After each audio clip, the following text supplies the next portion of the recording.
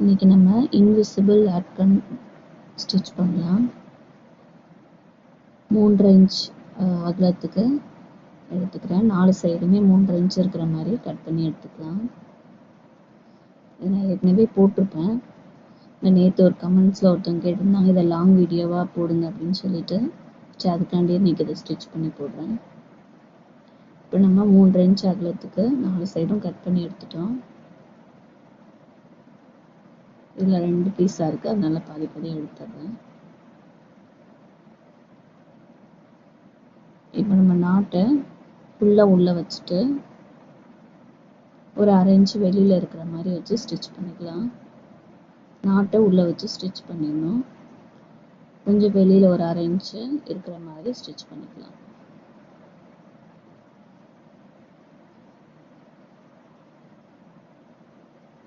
இப்போ நாட்டுக்கிட்ட வரும்போது நம்ம அதை திருப்பி எடுக்கணும்ல, அதுக்காண்டி 1 இன்ச்சு கேப் விட்டுட்டு 1 இன்ச் வரைக்கும் ஸ்டிச் பண்ணிக்கலாம். 1 இன்ச் கேப் இருக்கட்டும், நம்ம அது வழியாக தான் வெளியில் திருப்பி எடுக்க போகிறோம்.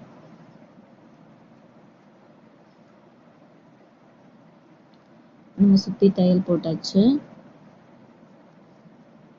இப்போ நம்ம 1 இன்ச் கேப் விட்டுருக்கோம்ல, அது வழியாக திருப்பி எடுத்துடலாம். இதை இப்போ இந்த துணி வந்து பிளைனாக இருக்கிறதுனால நான் எப்படி வேணாலும் வச்சு தைச்சிக்கலாம். ஆனால் நல்ல பக்கம் உள்ள ஒரு சைடு பிரிண்ட் இல்லாமல் இருக்கும்ல, அந்த மாதிரி இருக்கும்போது நல்ல பக்கம் உள்ளே இருக்கிற மாதிரி மடித்து தைச்சிட்டு இந்த மாதிரி திருப்பும்போது நல்ல பக்கம் வெளியே வரும். இப்போ நமக்கு இந்த மாதிரி ட்ரையாங்கிள் ஷேப்பில் கிடைக்கும். இப்போ நம்ம வெளியில் திருப்பி எடுத்தோம்ல, அதை திரும்பவும் உள்ளே திருப்பி எடுக்கலாம். ஃபுல்லாக திருப்ப வேண்டாம், அந்த நாட்டு வெளியில் வர்ற மாதிரி மட்டும் திருப்பிக்கலாம்.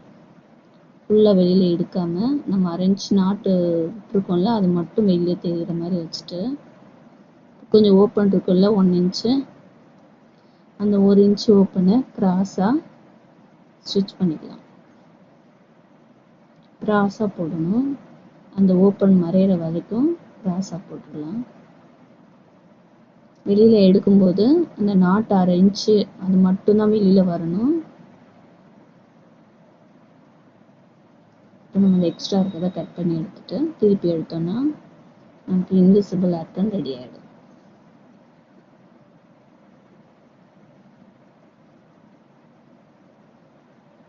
இந்த மாதிரி ஸ்டிச் பண்ணி கொடுத்தோன்னா பிசர்லாம் வெளியில் தெரியாமல் அழகாக நீட்டாக இருக்கும்.